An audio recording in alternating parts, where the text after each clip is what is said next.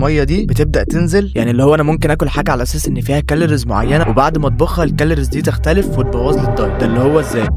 تعرفوا ان في اكلات قبل الطبخ بيبقى ليها سعرات معينه وبعد الطبخ سعراتها بتختلف؟ في فيديو النهارده معانا مصدرين من اللي السعرات بتاعتهم بتختلف من قبل الطبخ وبعد الطبخ، وهم الرز وصدور الفراخ. واول حاجه معانا هي الرز، وان كل 100 جرام رز قبل الطبخ فيه حوالي 350 كالوري، بس كل 100 جرام بعد الطبخ فيه حوالي 115 كالوري. انتوا متخيلين الفرق؟ وهفهمكم في الاخر ليه التحول ده بيحصل. وتاني حاجه معانا صدور الفراخ، وان كل 100 جرام فراخ قبل الطبخ فيه حوالي 100 كالوري و22 جرام بروتين، بس كل 100 جرام فراخ بعد الطبخ فيه حوالي 168 كالوري و30 جرام بروتين. يعني ايه بقى الكلام ده وليه التحول ده اصلا بيحصل؟ الفكره بسيطه جدا. خلينا دلوقتي نبدا بالرز وليه سعراته قبل الطبخ بتبقى اعلى من سعراته بعد الطبخ. دلوقتي نقول ان السفنجه دي هي ال 100 جرام رز قبل الطبخ. ايه بقى اللي بيحصل؟ بنسويها وبننزلها في ميه، فبيبدا الرز ان هو يشرب ميه، والسفنجه دي لما بتشرب ميه الوزن بتاعها بيتقل. ده بالظبط اللي بيحصل في الرز. هو الرز كميته بتزيد عشان فيه ميه، والميه طبعا ما فيهاش كالوريز، فعشان كده لما ال 100 جرام رز بيدخلوا الميه بيطلعوا حوالي 250 جرام، بس ال 250 جرام دول فيهم نفس اللي موجوده في ال 100 جرام رز قبل الطبخ. وهي دي الفكره بكل بساطه. وهكذا الفراخ بقى العكس. الفراخ بيكون اوريدي قبل السوا بيبقى فيها ميه، فدلوقتي الفراخ لما بيبقى فيها ميه فاوريدي وزنها تقيل، فايه اللي بيحصل لما بنسويها؟ الميه دي بتبدا تنزل فوزنها بيقل، فعشان كده ال 100 جرام الفراخ لما بنسويها بتعمل حوالي 70 جرام، ما بيطلعوش 100 جرام زي ما هم. فعشان كده كل 100 جرام فراخ قبل الطبخ سعراتها اقل من 100 جرام بعد الطبخ. وبس كده، وهي دي الفكره ببساطه. وانا قلت اقول لكم على التفصيله دي عشان التفاصيل بتفرق.